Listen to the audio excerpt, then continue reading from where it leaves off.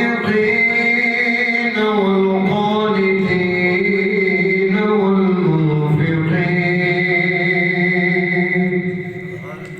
والمنفقين والمستغفرين بالأسحار. أعوذ بالله صدق ملائكته يصلون على النبي يا أيها الذين آمنوا صلوا عليه وسلموا تسليما. ملکے باواز بلند پڑھیے السلام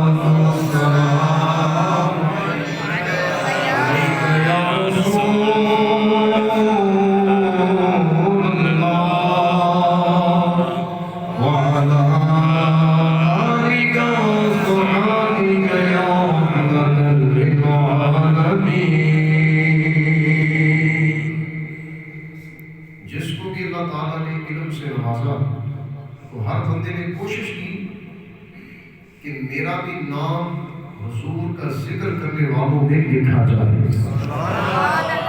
تو ایک شاعر کہتا ہے بے خود کیے دیتے ہیں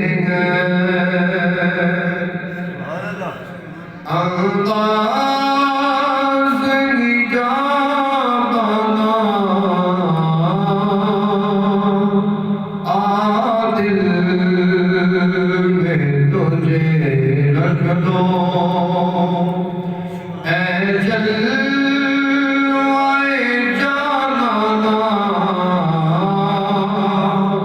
عادل میں تجھے رکھ دو. اتنا تو کرم کرنا اے چشم کریمانہ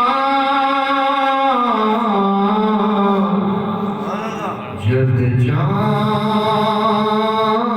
لگو کرو جد جان لگو کرو تم سامنے آ جانا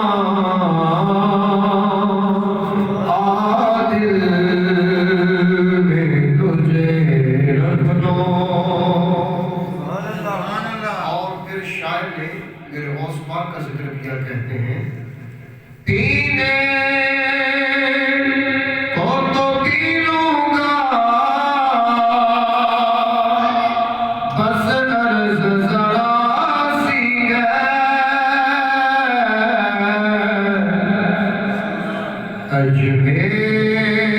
اجمیر کا ساقی ہو. اجمیر انڈیا میں خواجہ فرید نواز معین الدین چشتی اجمیری کہتے ہیں اجمیر کا ساقی ہو بغداد کا میخانہ اجمیر کا ساقی ہو بغداد کا میخانہ عادل میں تجھے رکھ دو اے جلوائے جانانا عادل میں تجھے رکھ دو. اللہ تعالیٰ کی حمد و ثنا اور اس کے پیارے حبیب علیہ السلام کی بارگاہ میں ہدیۃً نذرانۃً عقیدۃً محبۃً درود و سلام عاجزانہ طور پر پیش کرنے کے بعد اللہ جل شانہ کی بارگاہ میں ایک التجا ہے خالق کائنات ہم سب کا مل بیٹھنا اپنی بارگاہ میں قبول فرمائے. قرآن پاک کے اندر اللہ تعالیٰ نے جگہ جگہ اولیاء کا ذکر کیا اور جب نبیوں کا ذکر کیا تو فرمایا لا نفرق بین احد من رسولی، ہم نے رسول بنانے کے اندر جتنے بھی رسول بنائے کسی کے اندر بھی فرق نہیں رکھا۔ جب رسول بنایا تو سب کو برابر بنایا، اور رسول ہیں کتنے؟ 313۔ کتنے؟ 313۔ نبی 1,24,000 کم ہو گئے، یہ انبیاء۔ تو رسول بنانے میں سب برابر، نبی ہونے میں سب برابر، لیکن مقام، فضیلت اور مرتبے میں ایک دوسرے سے اعلیٰ ہے۔ مقام مرتبے میں ایک دوسرے سے اعلیٰ ہے۔ تیسرے پارے میں اللہ فرماتا ہے تلک الرسل فضلنا بعضهم علی بعض، یہ رسول ایسے ہیں کہ جن میں سے بعض کو بعض پر ہم نے فضیلتیں عطا کی ہیں۔ تو پھر مزیدار بات یہ ہے، نبیوں کا ذکر آئے تو صراحتاً فرمایا یہ بھی نبی، یہ بھی نبی، یہ بھی نبی، یہ بھی نبی۔ کبھی حضرت الیاس کا ذکر، کبھی حضرت ذوالکفل کا ذکر، کبھی حضرت موسیٰ، کبھی حضرت عیسیٰ، کبھی حضرت ابراہیم خلیل اللہ، اور کبھی میرے مصطفیٰ۔ نبیوں کے ذکر کی باری آئے تو رب کہتا ہے یہ بھی نبی ہے، وہ بھی نبی ہے۔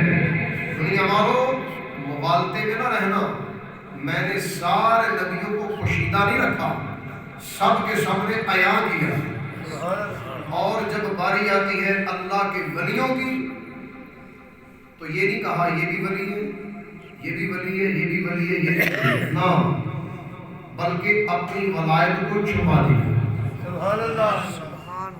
اپنی ولایت کو چھپا دیا، اور دنیا والوں کو اتنا بتا دیا کہ ولی ہے،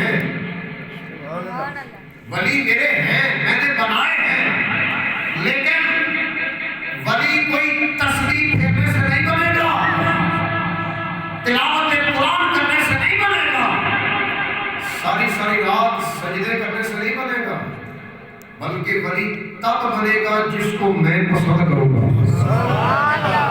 جس کو میں پسند کروں گا اس کو اپنا ولی بناؤں گا۔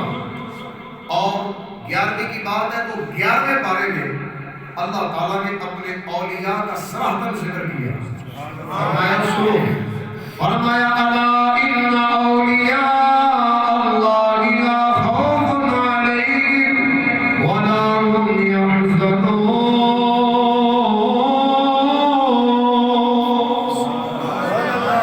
فرمایا خبردار، بے شک اللہ کے ولیوں پر نہ کوئی خوف ہے نہ غم، اللہ کے ولیوں پر نہ کوئی خوف نہ غم۔ سوال پیدا ہوا ولی ہے کون؟ اے اللہ تو یہ تو بتا دے ولی ہے کون جو تیرا پیارا ہے، تیرا قریبی ہے، کون ہے وہ؟ تو اللہ تبارک و تعالیٰ بیان کرتا ہے میں صراحت تو نہیں کرتا، نشانی بتا دیتا ہوں، صراحت تو نہیں کرتا، نشانی بتا دیتا ہوں۔ نشانیاں ہیں 2، فرمایا الذین آمنوا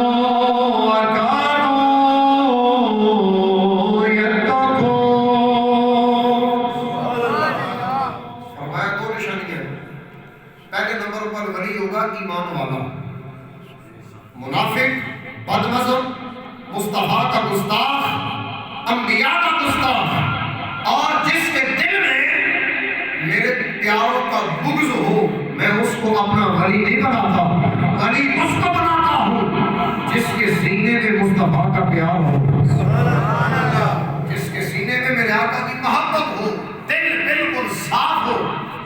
ایسے صاف دل والے کو میں اپنا ولی مقرر کرتا ہوں۔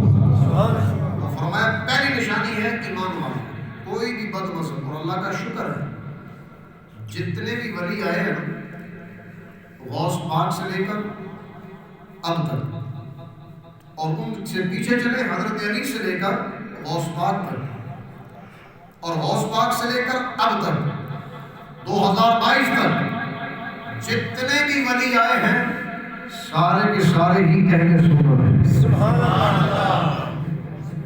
اہل سنت مذہب کے سچا اور پکا ہونے کی دلیل یہی ہے کہ اللہ نے جتنے بھی ولی پیدا کیے سارے سنی ہی پیدا کیے. سبحان اللہ. سارے سنی.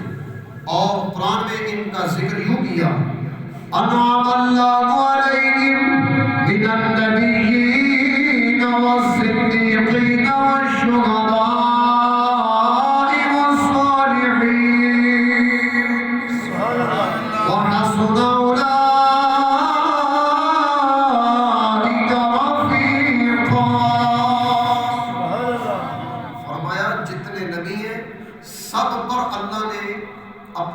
فرمایا. سب پر، سارے نبیوں پر، سارے صدیقین پر، سارے شہداء اور جتنے صالحین ہیں. صالحین سے مراد اللہ کے ولی، جتنے رب کے ولی ہیں سب پر اللہ نے اپنا فضل عطا کیا. اور دنیا عام بھی جانتے ہیں، خواص بھی جانتے ہیں کہ اگر عبد القادر جیلانی کو دیکھا جائے تو ان کے والد محترم سیدزادے، والدہ محترمہ سیدزادی، اور علماء نے لکھا کہ اگر باپ کی طرف سے دیکھا جائے تو 11ویں پشت میں امام حسن سے ملتے ہیں. 11ویں پشت میں حضرت امام حسن سے ملتے ہیں. والدہ کی طرف سے دیکھا جائے تو حضرت امام حسین سے جو پشت ملتی ہے وہ بھی 11ویں ہے. تو فیض کس کا ہے؟ میرے آقا کا. خاندان کون سا ہے؟ آل رسول. حضور کی اہل بیت حسنی بھی ہیں اور حسینی بھی ہیں. ماں تقوی میں آنا، والد محترم عبادت و ریاست میں آنا، اللہ کی فرما برداری میں لاجواب، بے مثل و بے مثال. جب باپ اچھا ہو، ماں لاجواب ہو، پھر اللہ بیٹا بھی عبد القادر جیلانی جیسا عطا کرتا ہے. بیٹا کون سا پیدا ہوتا ہے؟ عبد القادر جیلانی. ماں اٹھتے بیٹھتے چلتے پھرتے آٹا گوندتے روٹیاں پکاتے ادھر ادھر چلتے گھر کے اندر صبح شام قرآن پڑھتی تھی. تو بچہ پیٹ میں تھا. جب دنیا میں غوث پاک تشریف لائے تھوڑا بولنے لگے تو قاری صاحب کے پاس گئے تو قاری صاحب نے کہا بیٹا پڑھ بسم اللہ الرحمن الرحیم.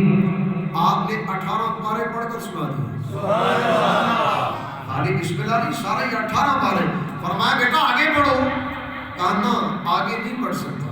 کہا جی کیوں؟ کہا اس لیے میری ماں کو بھی 18 ہی یاد تھے. تو میری ماں پڑھا کرتی تھی، میں نے ماں کے پیٹ میں سن کر یاد کر لیے. میں یوں کہوں خلق سے اولیاء، اولیاء سے رسول، خلق سے اولیاء، اولیاء سے رسول، اور رسولوں سے اعلیٰ ہمارا نبی، اور رسولوں سے اعلیٰ ہمارا نبی. کون دیتا ہے دینے کو چاہیے، دینے والا ہے سچا ہمارا نبی. جب میرے آقا علیہ السلام کسی کو نوازتے ہیں، کسی کو نوازتے ہیں تو میرے آقا ہی بندے کو ولی بناتے ہیں. یہ ولی بھی میرے آقا کی مہر سے بنتا ہے، ایسے ولی نہیں بن جاتا. تو بہرحال میرے آقا نے جس کو نوازا ولایت کا شرف بھی عطا کر دیا، رب کا ولی بنا دیا. اس آن سے بندے کا رشتہ اپنے رب سے پکا کر دیا. حضور عبد القادر جیلانی رضی اللہ تعالیٰ عنہ آپ کا مسلک حنبلی ہے. امام احمد بن حنبل رحمۃ اللہ علیہ کے مقلد ہیں. اور مقلد بھلا کیسے بنے؟ علامہ فیض احمد اویسی صاحب لکھتے ہیں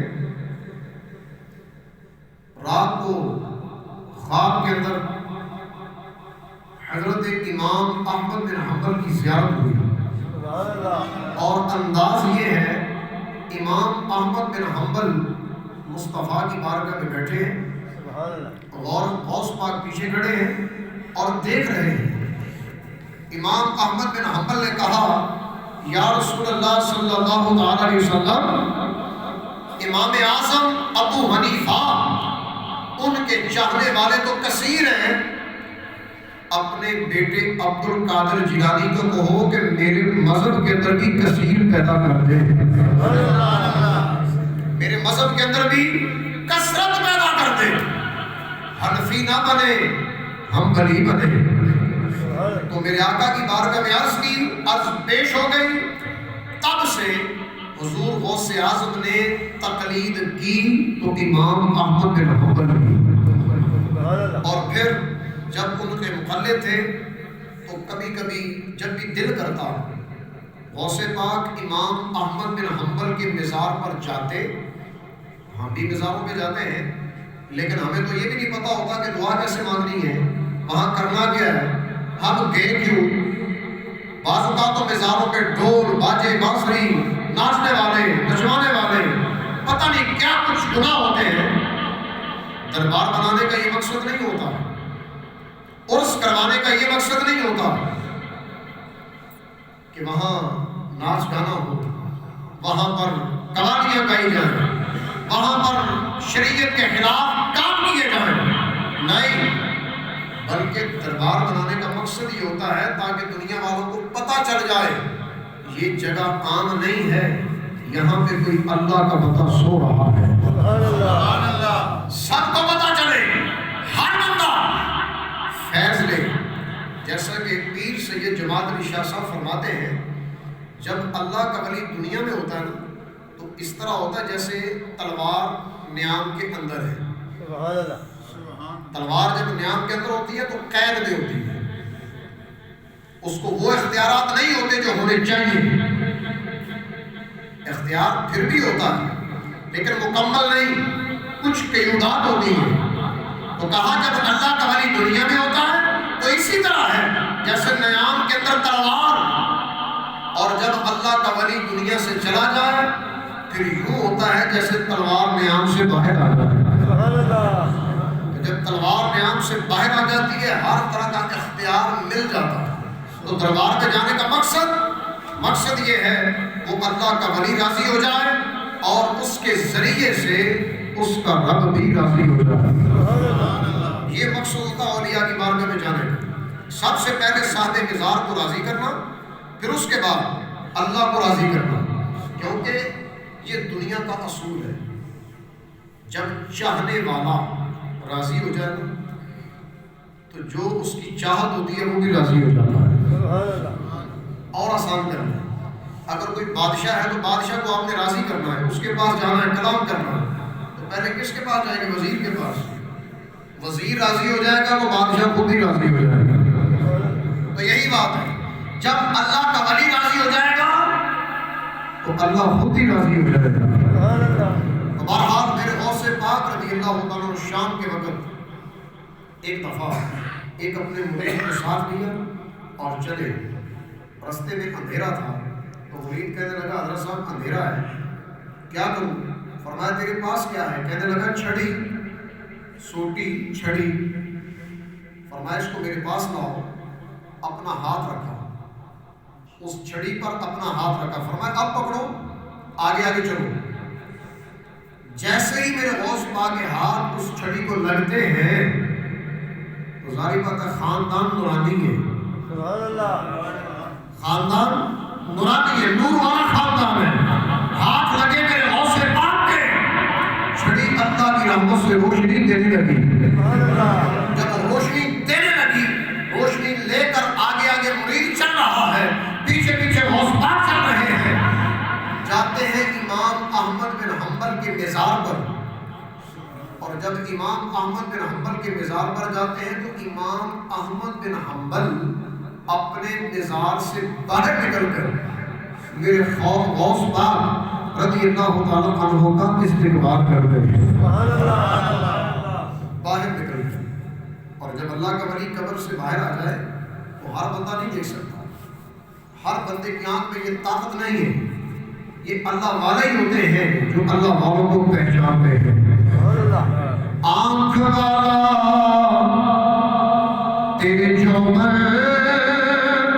کا تماشا دیکھے.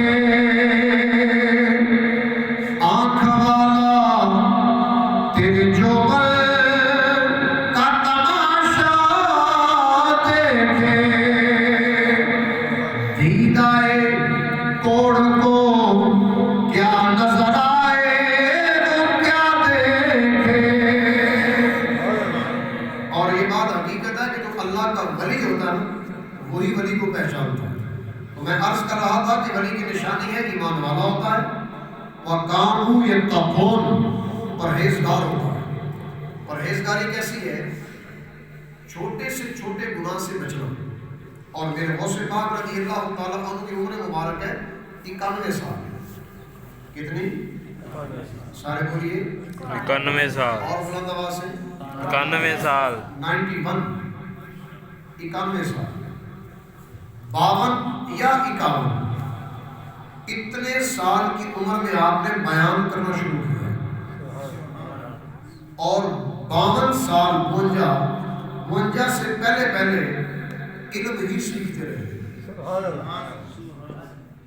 اتنا علم سیکھا اور اتنے اساتذہ اکرام کا فیض دیا. بلکہ فیض کیا دیا؟ فیض دیا. ان کی برکتیں نہیں ان کو برکتیں دی.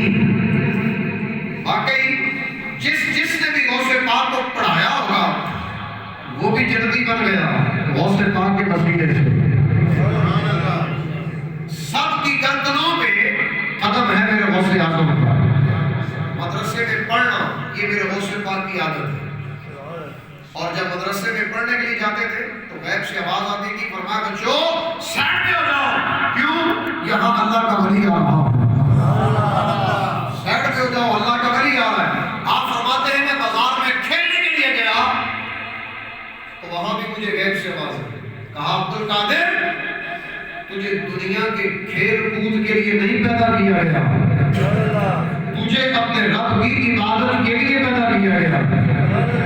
سمجھ میں یہ آتا ہے بچپن سے لے کر جوانی تک جوانی سے لے کر 91 سال تک اپنی زندگی میں کبھی گناہ نہیں کیا. اور جو گناہ سے محفوظ ہو وہی اللہ کا ولی ہوتا ہے.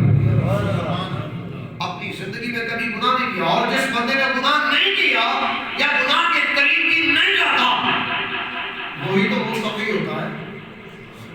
وہ کون ہوتا ہے؟ متقی. تقوی کے اعلیٰ درجے کا. تقوی کا ادنا درجہ یہ ہے کہ بندہ کبیرہ گناہ چھوڑ دے. کبیرہ گناہ.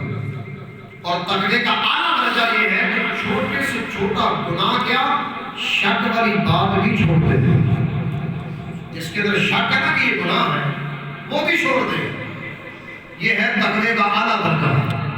اور میرے غوث پاک رضی اللہ تعالیٰ عنہ تقوی کے اعلیٰ درجے پر فائز ہے. تقوی کا جب اعلیٰ درجہ ہے تو خالی گناہوں سے بچنا یہ تقوی نہیں ہے. تقوی کا ایک طریقہ یہ بھی ہے عبادت و ریاضت میں اعلیٰ درجہ حاصل کرنا. عبادت و ریاضت میں اعلیٰ درجہ. اور اعلیٰ درجہ کیا ہے؟ نماز عشاء پڑھ کے ایک ٹانگ پہ کھڑے ہو کر پورا قرآن پڑھتے تھے. یہ انداز ہے اللہ والوں کا اپنے رب کی عبادت کرنے کا, اپنے رب کو یاد کرنے کا. رات کے وقت نماز عشاء کے بعد دنیا اپنے کام کاج میں مشغول ہو جاتی ہے یا سونے میں مشغول ہو جاتی ہے, غفلت کا شکار ہو جاتی ہے. لیکن اللہ کا ولی رات کو بھی غفلت میں نہیں گزارتا. کیوں؟ قرآن میں رب نے اس کا اعلان کیا ہے. فرمایا والذین یبیتون لربہم سجدا وقیاما. فرمایا رحمان کے بندے ان کی راتیں کبھی سجدے میں گزرتی ہیں کبھی قیام میں گزرتی ہیں.